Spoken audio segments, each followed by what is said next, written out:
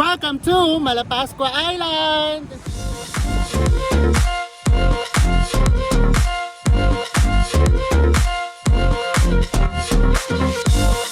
In this episode, bibigyan po namin kayo ng tip kung paano nga po ba makakapunta from Cebu City going here in Malapascua Island. At pati na rin po yung budget kung magkano nga po ba ang inyong magagastos.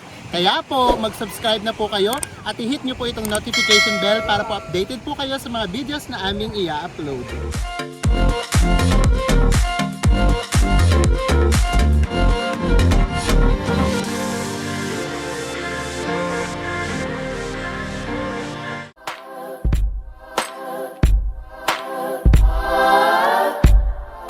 Good morning, guys!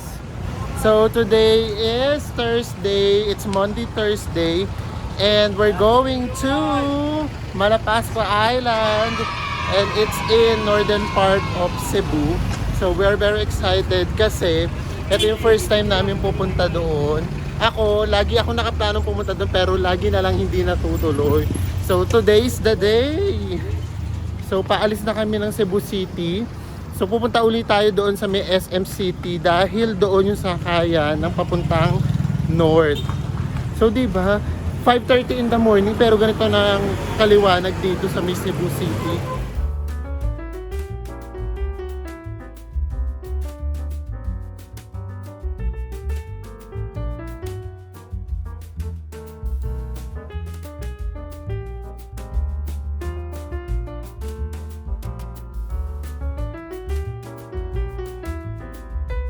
Ayan guys, nandito na po kami sa may SM City.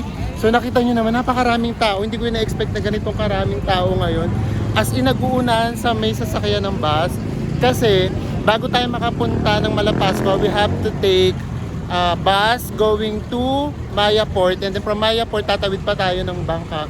So we'll wait kung meron pang parating na bus. Kasi talagang walang bus. Tapos ang dami-daming tao naghihintay.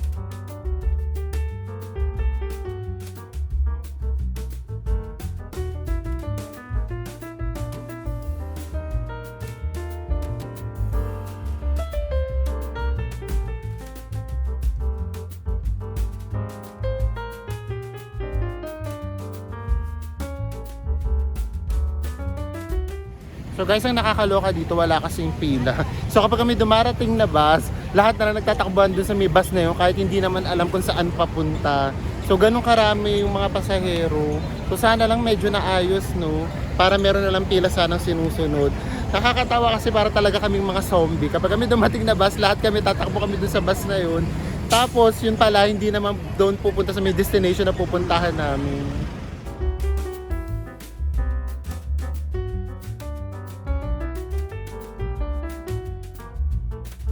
Ayan guys, meron ding van pero wala, puno pa rin. Daming pasahero.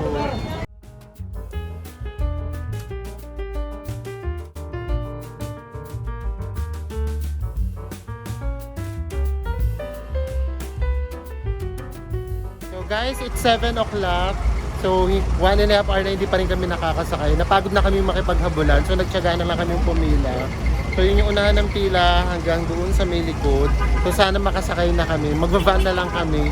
Tsatsagay na namin ito. Siguro naman mga 3 hours nakasakay na kami. Kesa naman tuwing may darating na bus, takbo kami ng takbo. Tapos yung pala hindi naman pala doon papunta.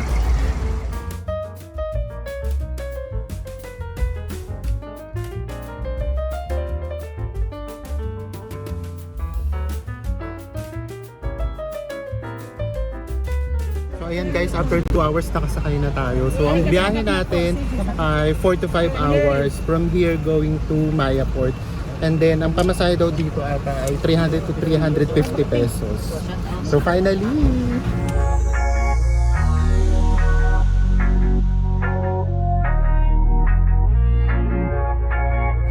So guys, time check, it's 11:45. So umalis tayo ng Cebu City ng 8 AM. So 3 hours and 45 minutes ang naging travel time natin. And ang daming aberya nangyari sa daan. So siguro nga kasi Holy Week. Pero kung hindi Holy Week, feeling ko mas magiging smooth yung biyahe ninyo.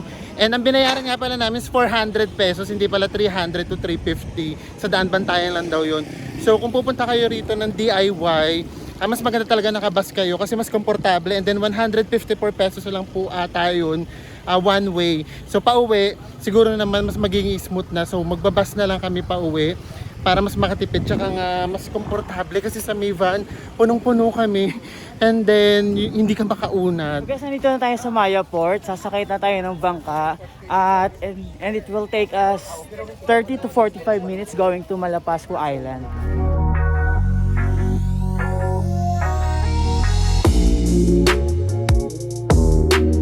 Ayan guys, bago kayo makasakay ng boat, you have to register muna doon sa may labas, and then papasok kayo dito sa may pinaka-tourism office, and then magbabayad ka ng environmental fee. Ang environmental fee 75 pesos, pero yung 11 years old pababa, libre daw. So guys, after the registration and paying the environmental fee, diretso naman tayo doon para magbayad na tayo ng ating bangka, which is 200 per person. And we are ready to go. See you Malapascua! I know you told your friend you're not okay. And tell me what's wrong and Ano why. tayo sa ating bangka? Bangka doon natin ay Warlord. So ayan, nakikita niyo itong mga bangkang kung nakapilang to. Lahat yan papunta ng Malapascua. So nung last time nanonood ako ng mga vlogs, nung gusto kong pumunta rito, ang sabi doon sa may vlog, mas worthy na daw na merong dalawang bangkang bumibiyahe daily. Ngayon imagine, ang dami ng bumibiyahe. So ibig sabihin talaga, bukod nga sa Holy Week, buhay na uli talaga ang tourism dito sa Pilipinas. Yeah, I'm about to fade away. Cause every time I wake up, I feel like it's Monday. Ang ating bangka, so ang challenge ay kung paano tayo dun makakapunta na hindi tayo rito malalaglag. So ititest na naman ang ating balancing skills. Ito na guys, tatawid na tayo. So kapag ka nalaglag ako, alam niyo. Thank you kuya. Kaya ka-effect dyan natin kung malalaglag. Well then baby I have a taste. All the highs and the lows, no you'll never be the same. I don't really wanna hurt you but I can't control the pain. If you're sticking by my side maybe we could be okay. Okay, maybe you could be the change I need today. I promise that I've never felt this way. I really hope that you will choose to stay through all the pain. I know you told your friend you're not okay. And tell me what's wrong and why you never said you felt that way. Guess you're trying to stay strong and fake a smile until I look away. But I've known you too long, it hurts to watch your blue eyes fade to gray as you fade away. As you fade away. Guys, after 30 minutes, we're almost there. So yun, nakikita nyo na yung pangkang doon. And nakikita nyo talaga, puro sa white sand beaches. Ang ganda niya. White sand beaches siya. So we're very excited kasi ito yung first time namin dito sa yung Malapascua. And then yung pupuntahan din namin sa mga susunod na araw, first time din yun. Kaya itong mga susunod na episode namin, puro fresh to sa amin at magiging fresh din to sa inyo.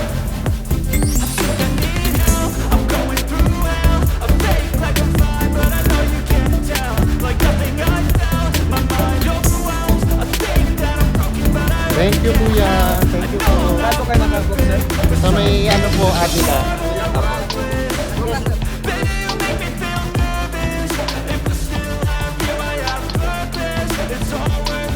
Guys, after ng 6 hours total na travel time, nandito na po tayo finally sa Malapascua Island. So guys, yun ang ganda ng tubig. Diba? Crystal clear yung tubig, tapos white sand din. So, para rin siyang kulay ng buray. So, siguradong may-enjoy nyo rin dito. So, ngayon pupunta tayo sa accommodation natin. And we have to take tricycle at or habal-habal papunta doon. Kasi nasa may kabilang side siya. Guys, for yung Malapascua. Oh. So, kailangan nyo uling mag-register doon. And then, ito na yung mga naghihintay na ditong habal-habal going to your hotel. Kung saan man kayo. So, mamaya pagdating natin dun sa may hotel natin, isa-isayin natin yung mga nagastos namin yung mga procedure para makapunta dito. Kapag motorcycle na tayo going to Avila. So, tag-isa kami. So, you have to pay 50 pesos each.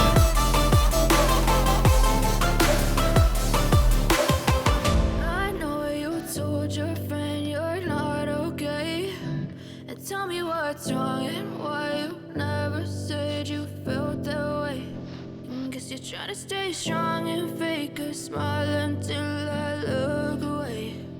But I've known you too long, it hurts to watch your blue eyes fade to gray.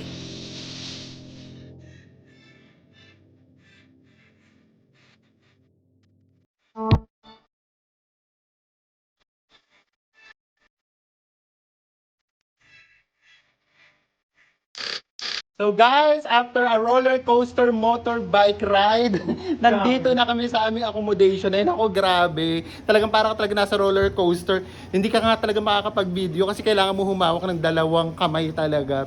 So ngayon po, isasama rin na po namin yung mga nagastos namin at saka yung mga procedure para makapunta dito sa Malapascua. So guys, nakapag-check-in na kami sa aming hotel. So, ang daming nangyari bago kami makapunta rito. But anyways, ganun talaga pag nagta-travel, maraming aberya pero tuloy lang, 'di ba? At the end of the day, ang importante, ma-enjoy mo yung moment at ma-enjoy mo yung ganitong view. Just go, worth it to, guys, kahit maraming nangyari.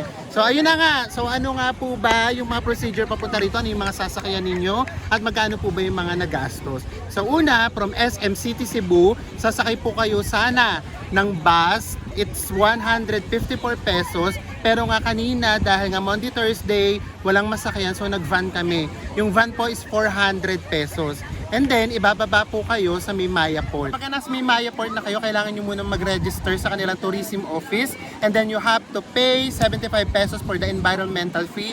Pero 11 years old pababa, libre po siya. Pagka nakapagbayad na kayo ng environmental fee at nakapag-register, magbabayad naman po kayo ng boat, which is 200 pesos each. So yung boat po ay 30 to 40 minutes, nandito na po kayo sa may Malapascua. And then pagbaba nyo po sa may Malapascua Island, kailangan nyo po uling mag-register bago po kayo ulit makalabas. So kapag ka po yung hotel po na nakuha ninyo, hindi po doon sa may port, kailangan nyo pa pong sumakay ng motorcycle. Katulad po namin, yung hotel po namin nandito siya sa may northern part. So magbabayad lang po kayo ng 50 pesos each para sa may motorbike. Ano po ba ang aming first impression dito sa may Malapascua Island? Guys, kahit po ano pa po ang nangyari sa aming aberya, kahit gaano siya kalayo, kahit medyo minalas kami ng konting-konti kahit sa hotel, pero next time ko na ikukwento. So okay pa rin, worth it na worth it. Ang ganda-ganda, it's like a paradise talaga. Ang ganda nung sand, ang ganda ng water, para rin siyang Boracay, hindi siya ganun kalalim. So talagang pwedeng-pwede kayong mag-swimming. Sana po nakatulong po itong aming mga tips kung paano po kayo makakarating dito at kung magkano po ang magagastos ninyo going to Malapascua Island. Magkita-kita po ulit tayo sa mga susunod namin mga travel vlogs. Bye everyone!